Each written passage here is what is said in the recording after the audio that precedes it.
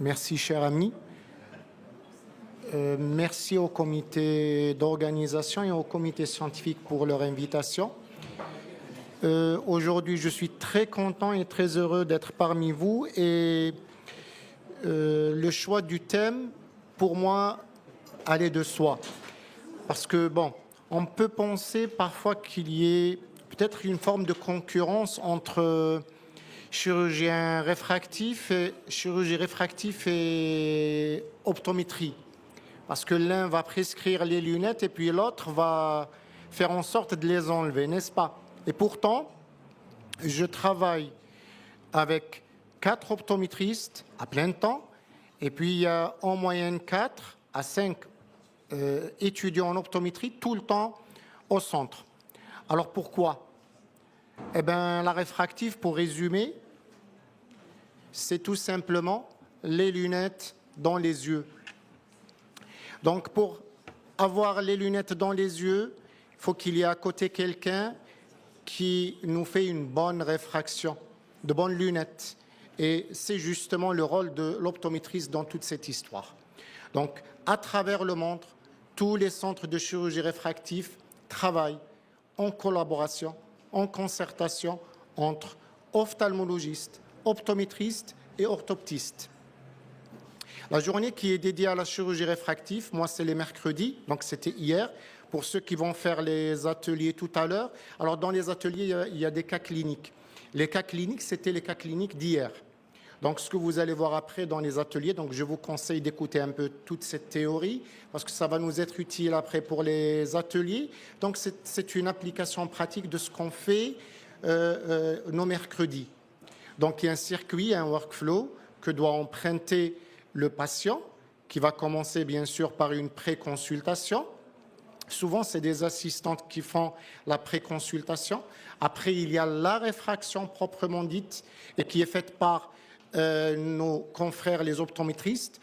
Après, il y a l'examen ophtalmologique initial qui est fait par un ophtalmologiste. Après, il y a les explorations, que ce soit la topographie, la tomographie, la barométrie, la biomécanique cornéenne, le mapping épithélial, tout ça est fait par des optométristes. Après, il y a les orthoptistes. J'ai vu aussi des orthoptistes aujourd'hui. On a un orthoptiste qui fait aussi un excellent travail, puisque souvent, ce qui est fonctionnel est associé à ce qui est anatomique. Et à la fin, vient la décision chirurgicale. La décision chirurgicale, souvent, elle est prise en concertation avec le staff. Parce que le cas est évident, il est évident, mais souvent, on s'assoit pour discuter des cas et vous allez voir après, on vous a sélectionné quelques cas où parfois, c'est le point de vue de l'optométriste qui prime, parfois c'est celui de l'orthoptiste qui prime, et puis parfois il y a le dictateur, il y a le chirurgien parfois qui prend une décision, parfois j'ai raison et parfois j'ai tort aussi. Et rétrospectivement, souvent l'optométriste avait raison.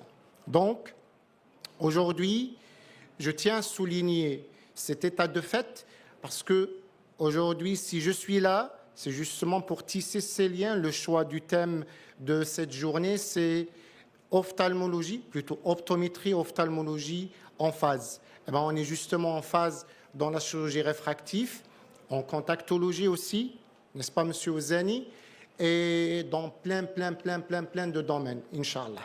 Alors, le but de la chirurgie réfractive, comme je viens de l'annoncer, c'est l'indépendance vis-à-vis des lunettes en utilisant des méthodes. Parfois, c'est des méthodes additives. On va mettre un implant dans l'œil. Parfois, c'est des méthodes soustractives. On va creuser et on va sculpter la cornée pour introduire ces données réfractives dans l'œil. Alors, le principe et l'objectif, bien sûr, c'est d'améliorer la vue du patient, mais tout en prenant en considération ses attentes.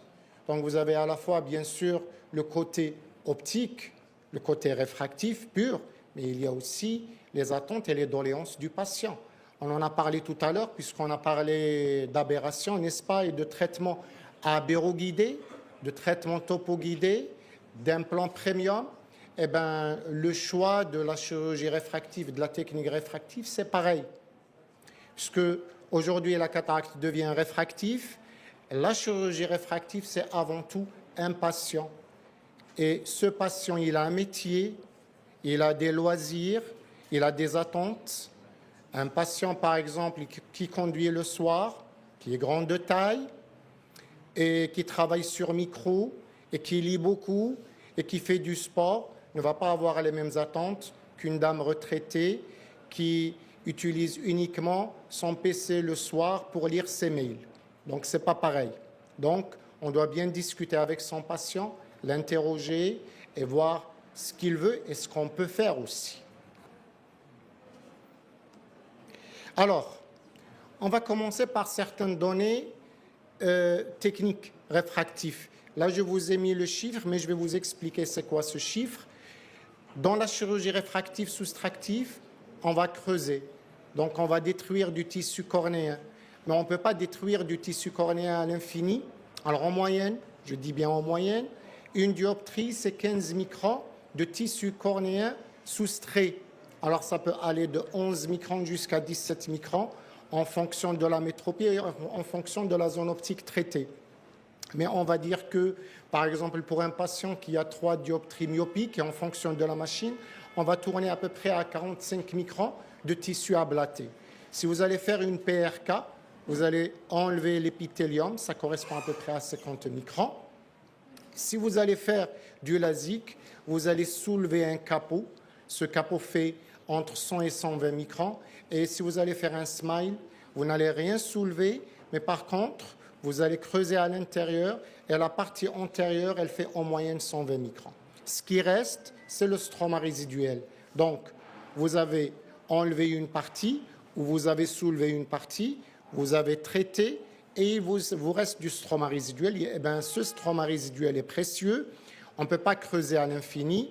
Donc, pour le LASIK, on admet une limite à 300 microns. Pour la PRK, 340 microns.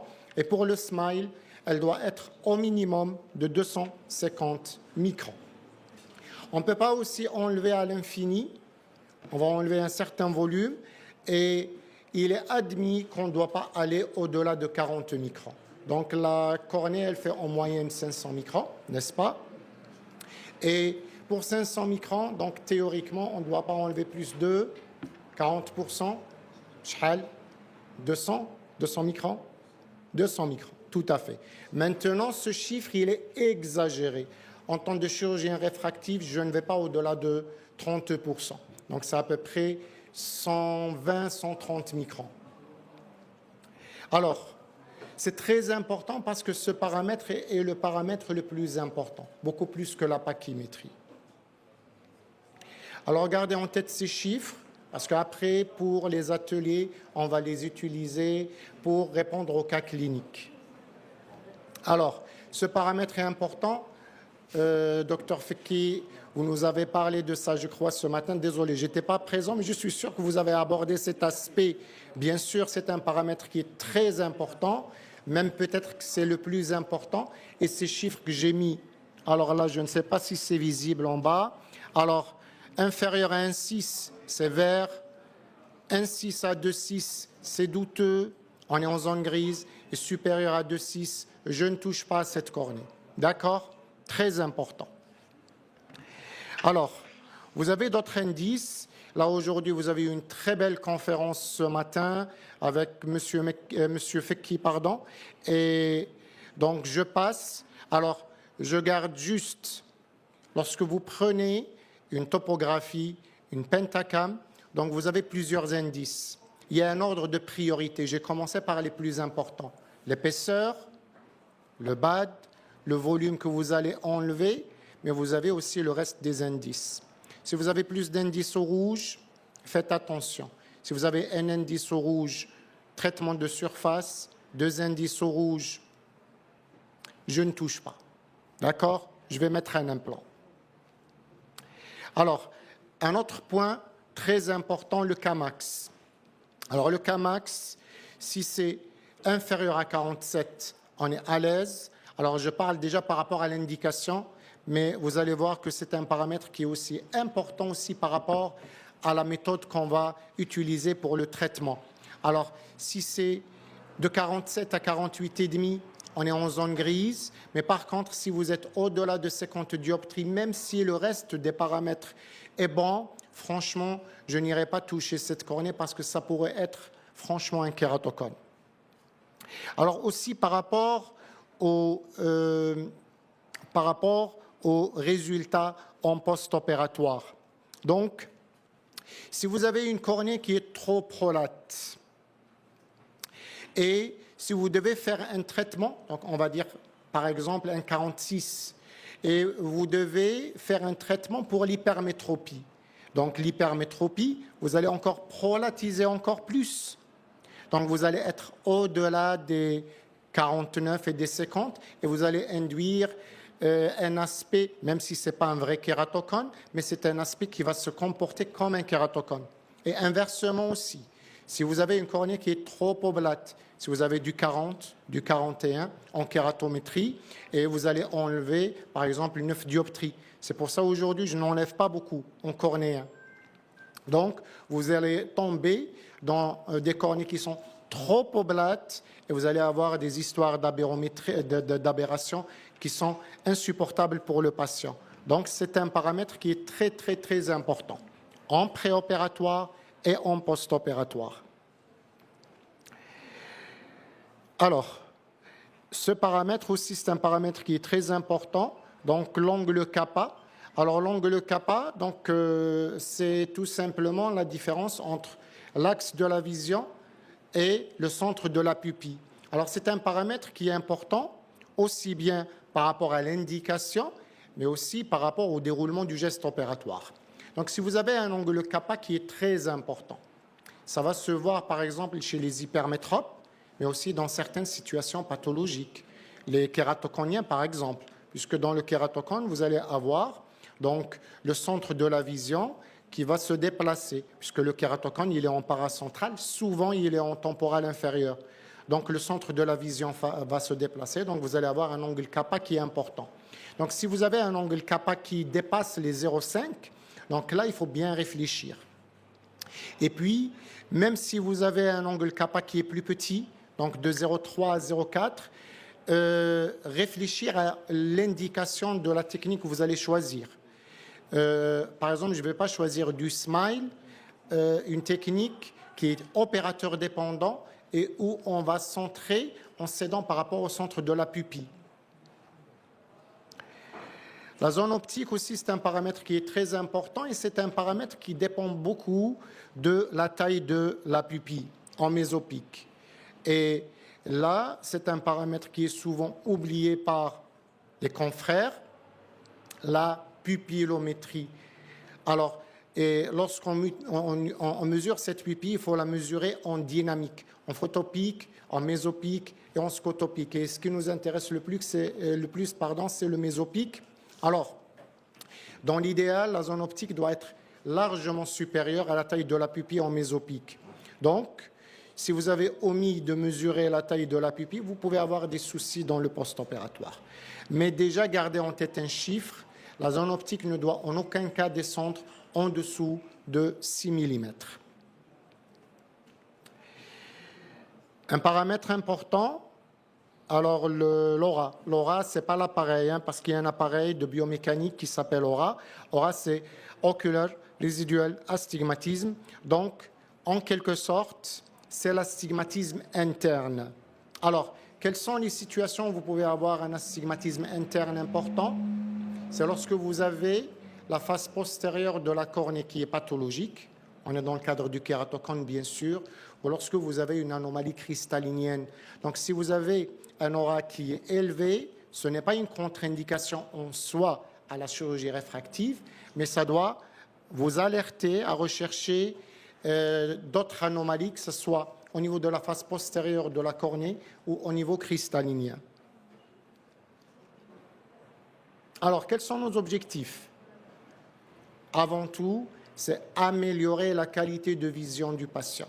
Donc, ce n'est pas enlever les lunettes pour enlever les lunettes, mais apporter beaucoup plus un confort, une qualité de vision améliorée pour notre patient en fonction, bien sûr, de ses doléances et en fonction, bien sûr, de son métier et de ses loisirs, tout en préservant la biomécanique. On ne parle plus de topographie, on parle de biomécanique parce qu'aujourd'hui, on sait très bien que d'un point de vue philosophique, théorique, on pense que tout commence au niveau de la biomécanique. Donc c'est une cornée qui est anormale structurellement, qui va induire des modifications tomographiques et topographiques après, qui va induire après des modifications réfractives. Et donc aujourd'hui, dans le bilan réfractif, il va de soi qu'on réalise une biomécanique cornéenne d'une façon systématique. Alors, bien sûr, dans l'idéal, il ne faut pas avoir d'ectasie dans le post-opératoire, et donc le bilan réfractif doit être poussé. Jadis, médico-légalement, c'était la consultation plus la topographie.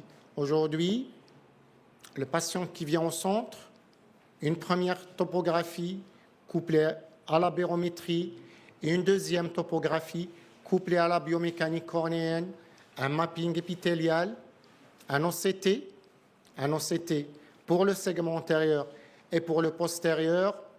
Et puis, le patient passe obligatoirement chez deux personnes.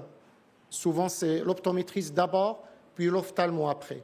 Alors, pourquoi tout ça? Eh bien, pour essayer de tendre vers le risque zéro.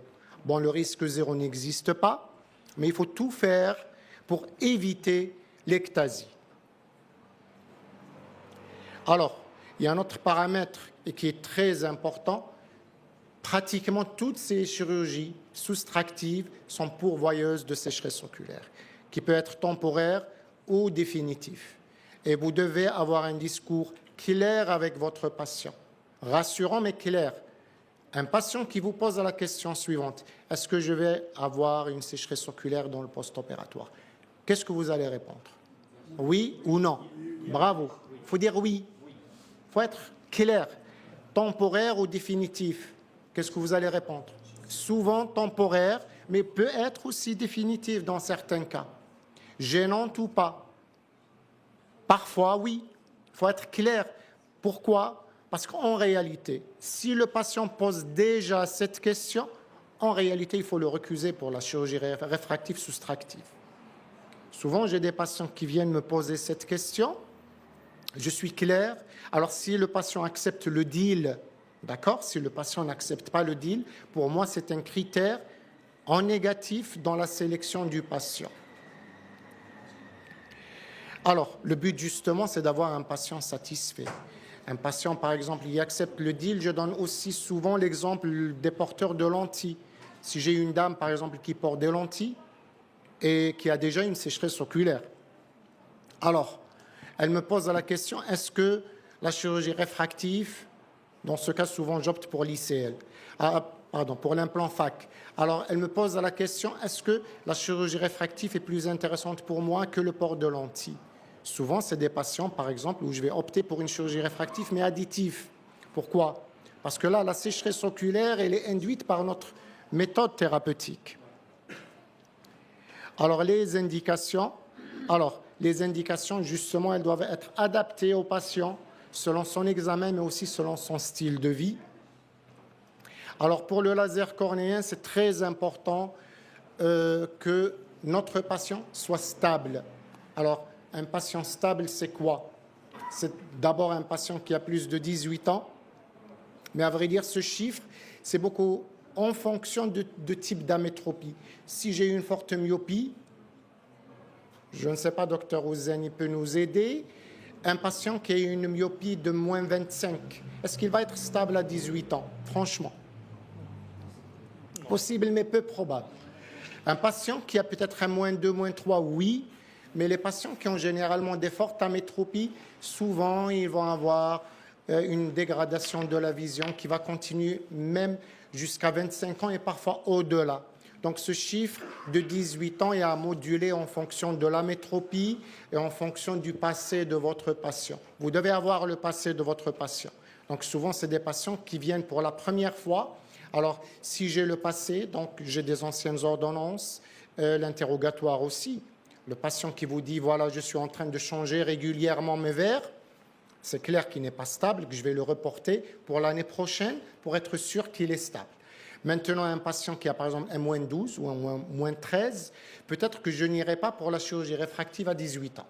D'accord? Sauf si c'est une jeune fille qui va se marier bientôt, qui me force un peu la main, mais je lui explique qu'elle va peut-être se dégrader après. Si elle accepte le deal, d'accord. Si elle n'accepte pas le deal, non. Vous voyez, tout est une histoire de discours cohérent et clair avec votre patient.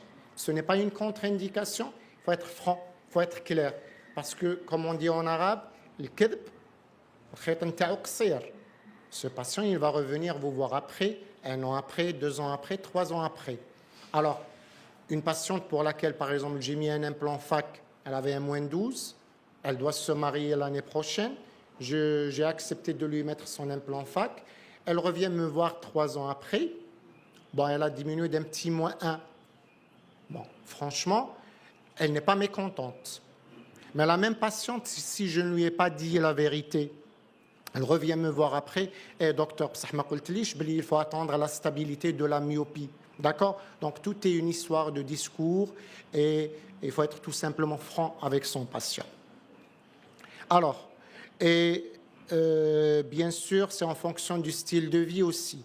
Si vous avez par exemple un jeune de 18 ans qui fait du boxe ou une dame qui fait du tricot chez elle, c'est pas pareil.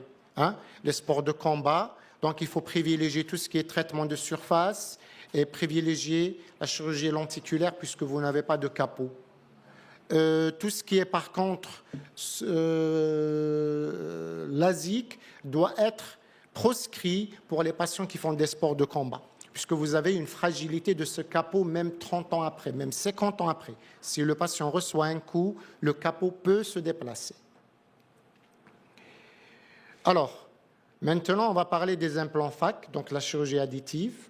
Alors, à chaque fois que vous avez des problèmes cornéens qui contre-indiquent la chirurgie cornéenne au laser, et si vous avez des histoires de sécheresse oculaire, et puis peut-être aussi des facteurs un peu suspects. On a fait par exemple le BAD, on a trouvé un BAD qui est un peu élevé, donc où on a fait la biomécanique cornéenne et on a trouvé que la cornée n'est pas bonne sur le plan biomécanique. On va voir après le paramètre qui va nous intéresser le plus, c'est le TBI.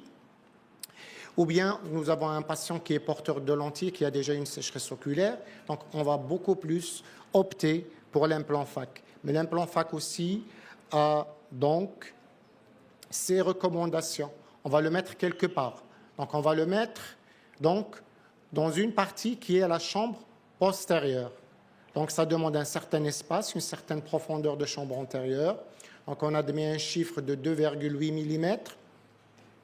Mais ce chiffre est à moduler en fonction bien sûr de votre amétropie et du degré d'ouverture de l'angle aussi.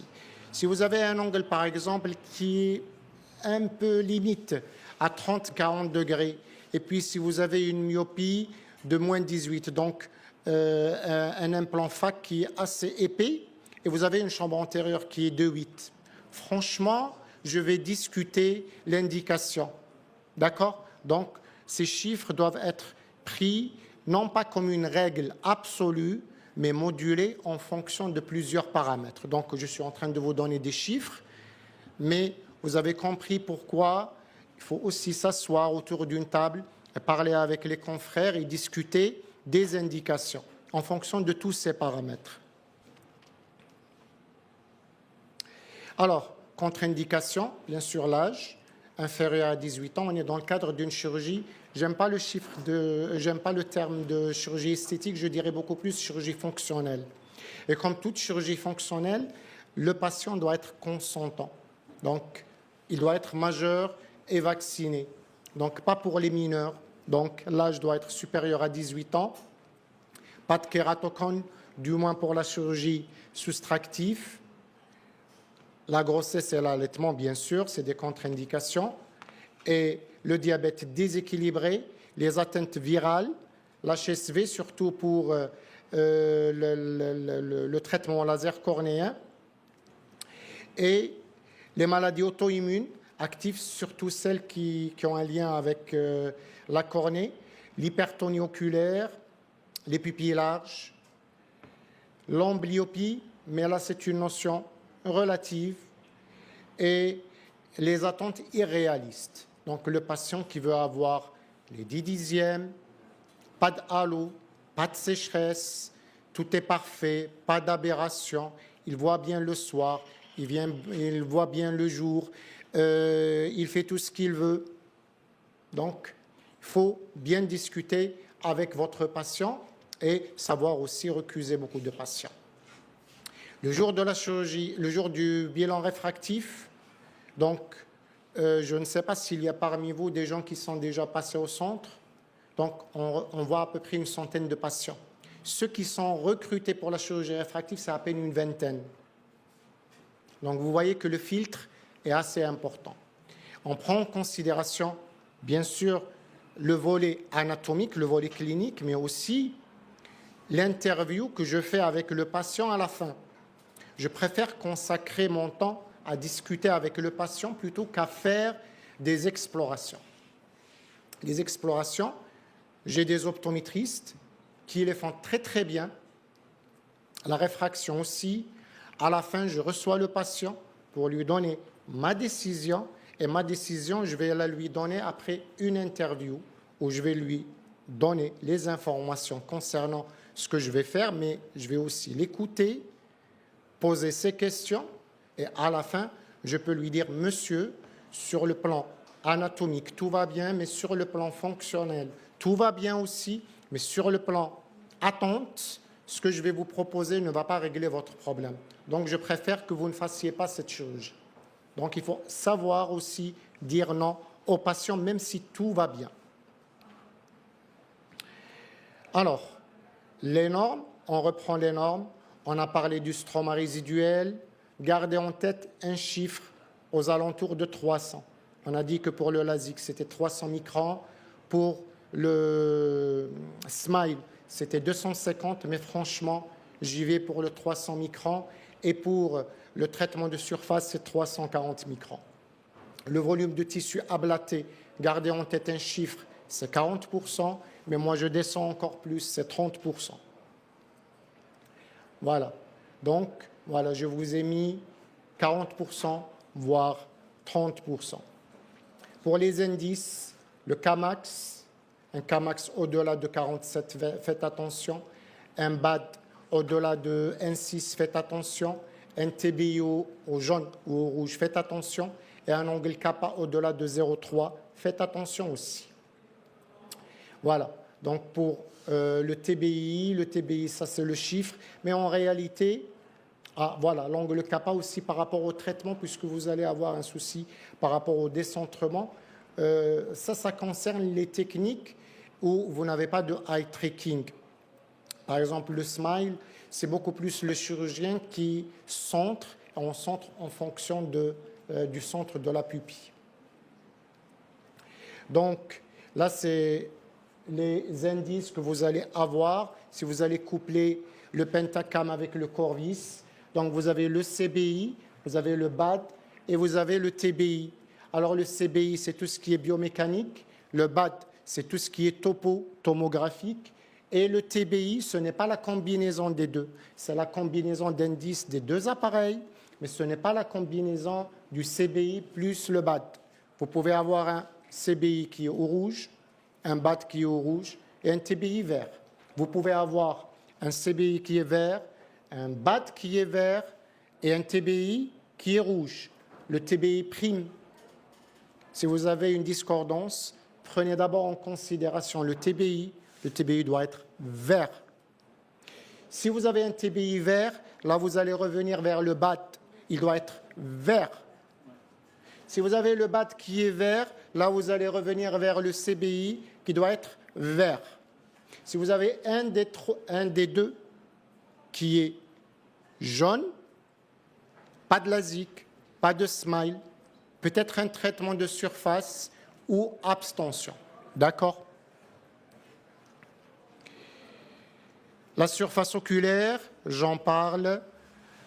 Vous savez, j'ai commencé la chirurgie réfractive parce que j'étais à la base spécialiste de la surface.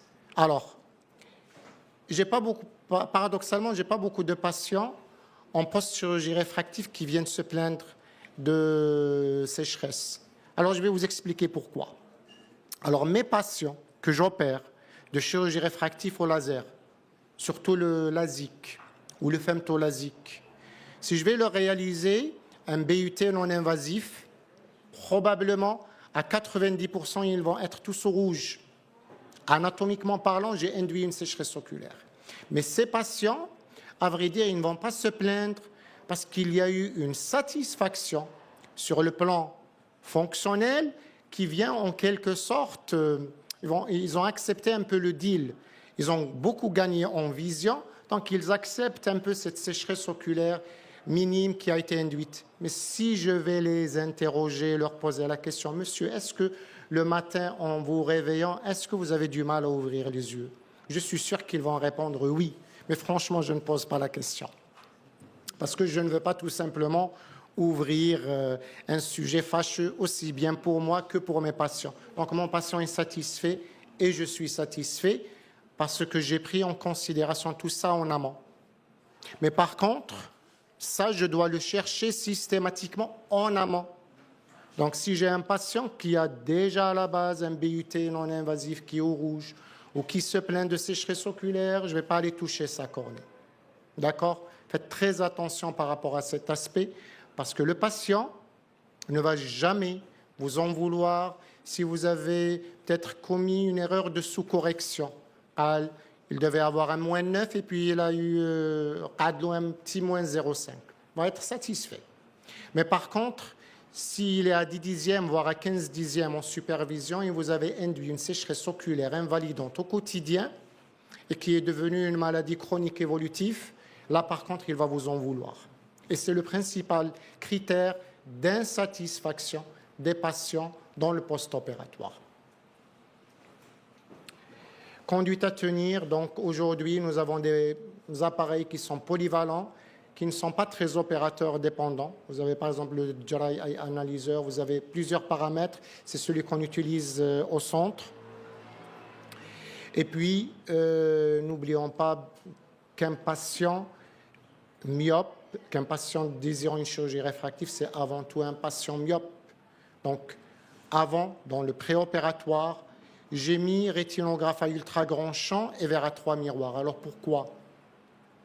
J'ai mis les deux parce qu'on fait systématiquement, je place le verre, mais je fais systématiquement mon Daytona parce que ça a un objectif éducatif pour le patient, mais aussi médico-légal. Ça sous-entend que j'ai fait tout ce qu'il fallait faire dans le préopératoire.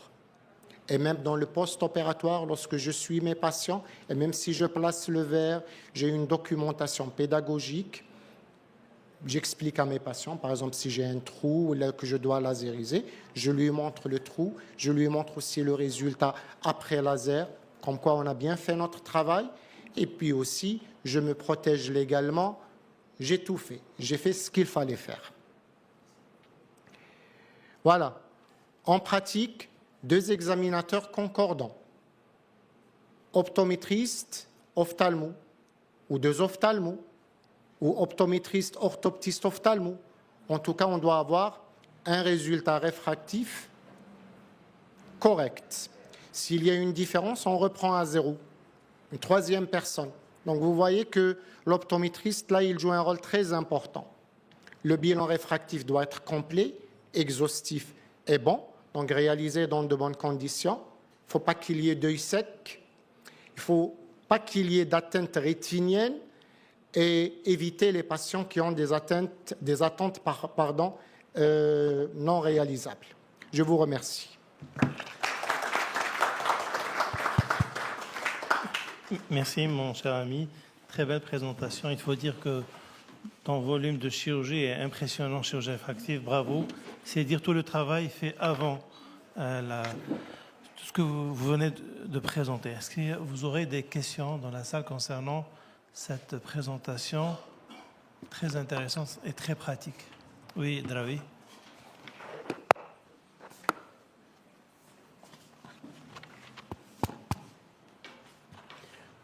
Merci pour la présentation, Dr Kamesh. C'est toujours un plaisir de vous écouter. Par rapport aux contre-indications de la chirurgie réfractive, vous avez parlé de contre-indication absolue, l'âge. Si, par exemple, on est devant un enfant amblyopes, fort anisomyope,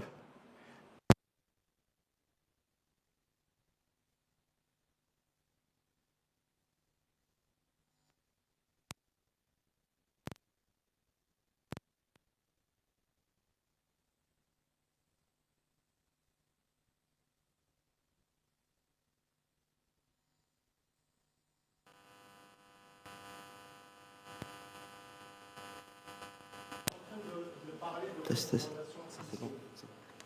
Maintenant, je pense que vous êtes en train de parler d'un cas bien particulier, c'est celui des anisomyopie chez l'enfant, donc où on a une grande différence entre les deux yeux. Un enfant, par exemple, qui a 11-12 ans, il a moins de 18 au niveau d'un œil et puis il a plan au niveau de l'autre œil. Alors, j'ai mis un ICL pour un adolescent qui avait 15-16 ans. Alors, il m'avait fait un petit tasse. Franchement, je n'ai pas dormi de la nuit pendant...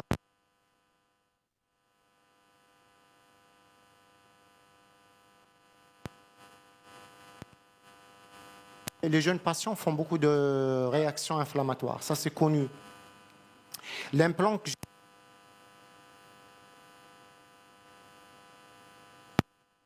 La bonne attitude, la bonne approche. Mais si le patient aurait eu des soucis médicaux également, j'aurais été dans de sales draps, tout simplement. Et il est mineur. Il est mineur. Vous parlez... Non, le papa a signé un papier, mais on est en...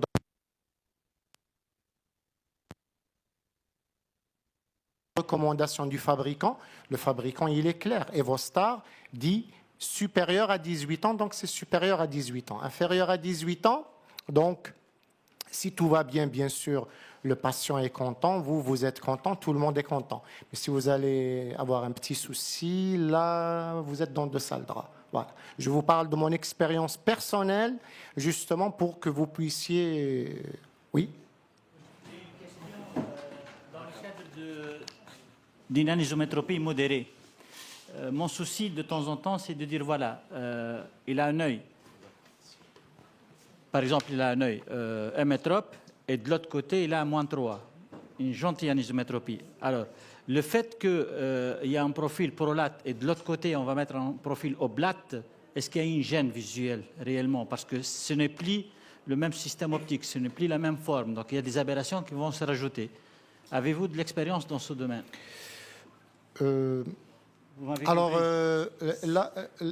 Alors, j'ai de l'expérience dans ce sens, mais là, vous êtes en train de me donner des explications par rapport à ma mauvaise expérience concernant ces patients. Ouais. Alors, j'ai beaucoup de soucis concernant les patients qui ont des amétropies petites à modérées, que chez les patients qui ont des amétropies fortes. Parce que lorsqu'on a une amétropie forte, on va mettre, même si, là, je vous ai dit tout à l'heure que l'amblyopie est une notion qui est relative.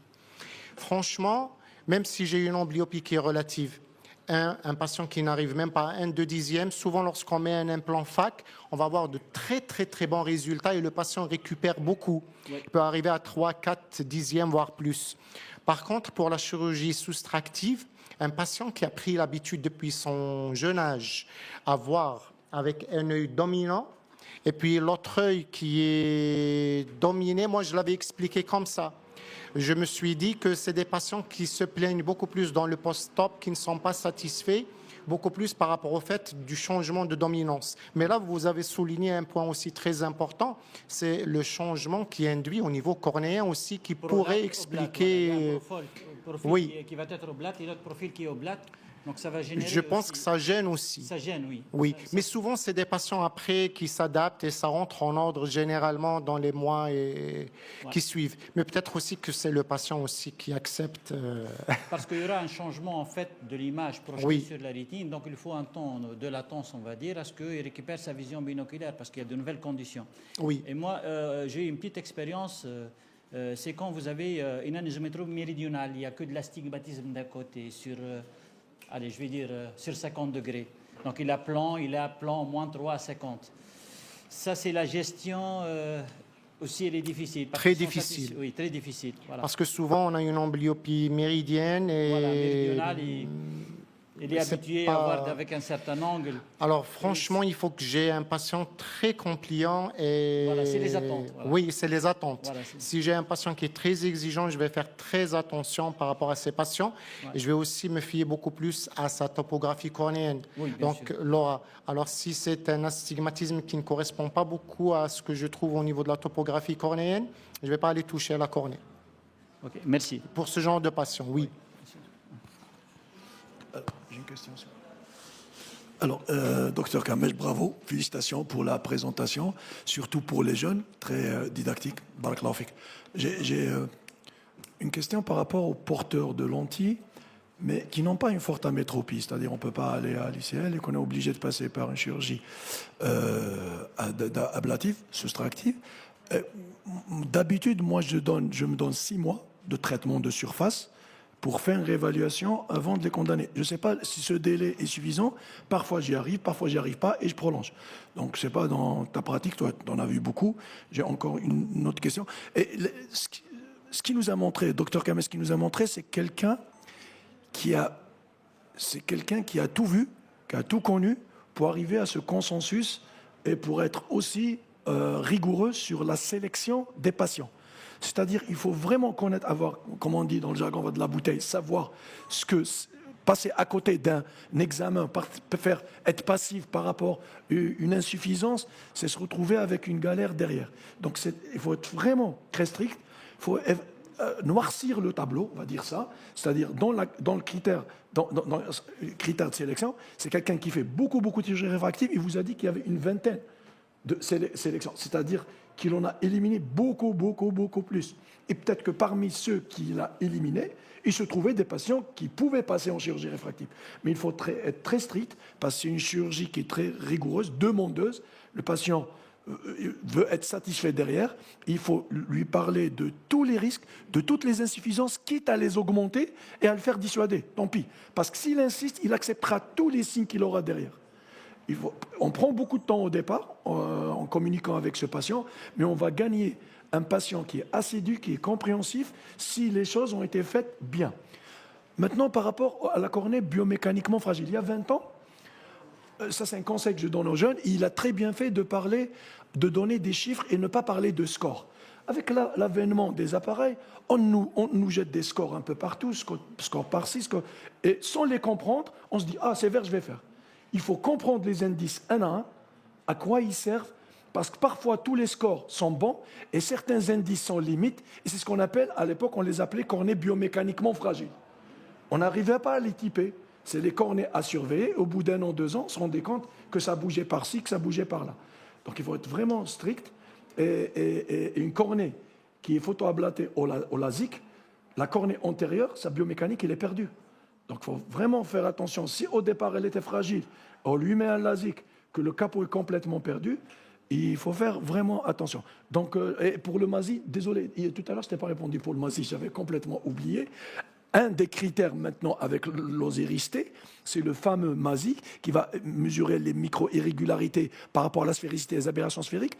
Il est très puissant quand il est bon, mais on n'arrive pas à avoir des valeurs normatives par rapport à ce score. Il est récent. Quand il est inférieur à 0,5, il est bon. Quand il est inférieur à 1,5, on a des intervalles, mais on n'arrive pas à déterminer quand est-ce qu'il est idéal. On va dire, certains appareils, certains algorithmes utilisent la valeur de 1,5 et d'autres 0,5. Donc ça change un peu.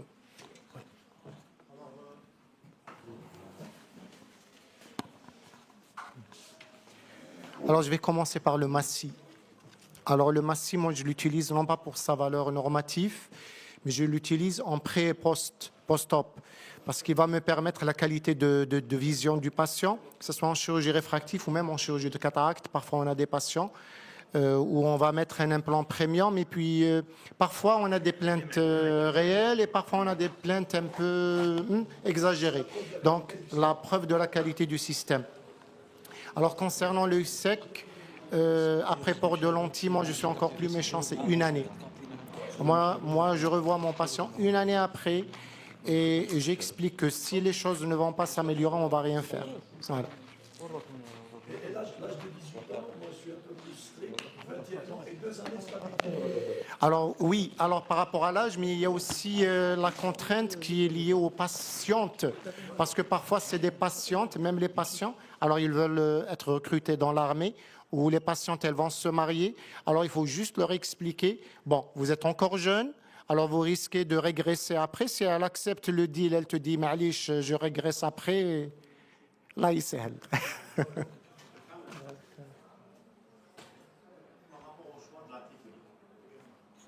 Oui.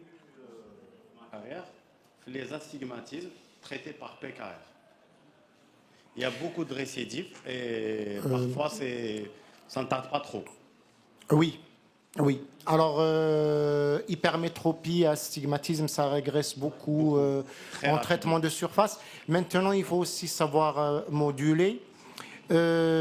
Si tu as un petit astigmatisme oblique, un petit -1, un -1,5 en oblique, je préfère aller quand même le faire en traitement de surface plutôt que d'aller ouvrir la cornée en LASIK. Là, c'est par rapport au risque du geste. Oui. D'accord? Ce n'est pas par rapport au résultat. Maintenant, si je veux avoir un beau résultat et qui se pérennise dans le temps, c'est clair qu'il vaut mieux être en intrastromal que d'être en périphérie. Parce qu'il y a aussi l'épithélium aussi qui va après repousser et qui va... oui, la cornée. Alors, il y a un ami qui m'avait dit, alors mon anglais est un peu... alors, mec, s'il te plaît, tu me corriges.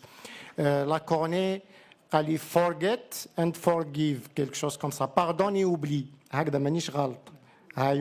Voilà. Donc, la cornée va, surtout l'épithélium cornéen, il va tout corriger. Et également le traitement réfractif qu'on a fait. Donc, il y aura une partie qui va être absorbée malheureusement. Oui, en LASIK. En LASIK, oui.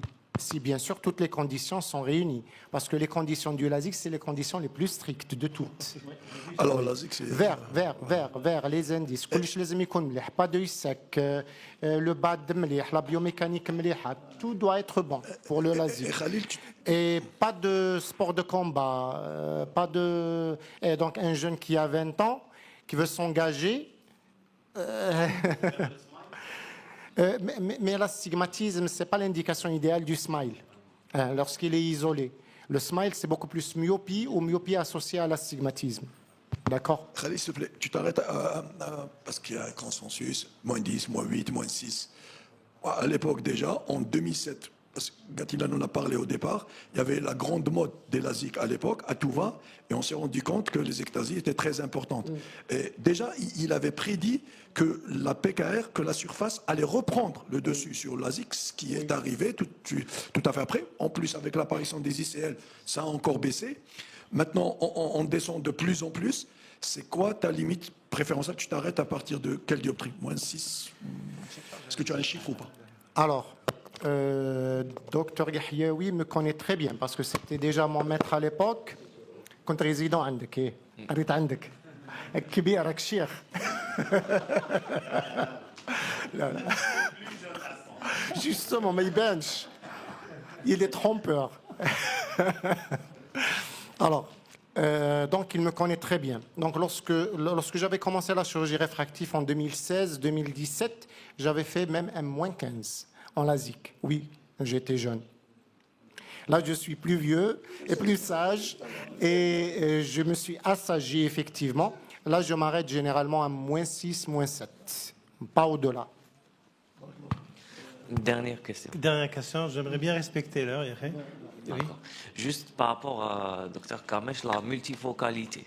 Est-ce que, avant d'opérer ou de décider d'opérer un presbyte, que ce soit en chirurgie soustractive ou en implant, est-ce que vous conseillez qu'on prépare le patient sur la multifocalité avec une lentille de contact, monovision, mini-monovision, avant de l'opérer, ou vous sélectionnez des patients qu'on peut opérer directement?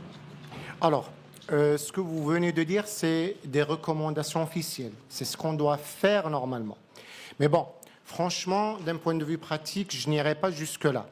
Alors, mais parce que souvent, on a déjà des patients qui ont des cataractes. Les cataractes, souvent, les Algériens, ils attendent jusqu'à la dernière minute pour faire leurs cataractes. C'est des cataractes qui sont denses. Si on doit attendre en plus le résultat de la lentille 6 mois, 1 an après, ce n'est pas bon. Mais par contre, mes collaborateurs et collaboratrices optométristes font un excellent travail dans ce sens. La dominance avant, préciser quel est l'œil dominant, quel est l'œil dominé, à quel degré on va corriger aussi, la tolérance. Donc tout ça est fait en amont.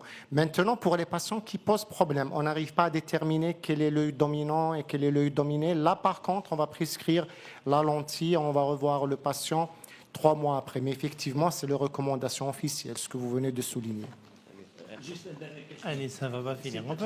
Est-ce qu'en post-PKR, la biomécanique de la cornée est renforcée? Voilà. Très belle question. Alors, vous voulez avoir une réponse théorique ou une réponse pratique? Une réponse courte. Courte. Alors, courte, vous allez avoir la réponse dans une étude qui va être faite par les élèves du docteur Ouzeni. Voilà. Parce que ils sont en train de travailler sur un sujet qui va dans ce sens. Donc, c'est une réponse scientifique. Juin 2026. Juin 2026. OK, merci pour tout.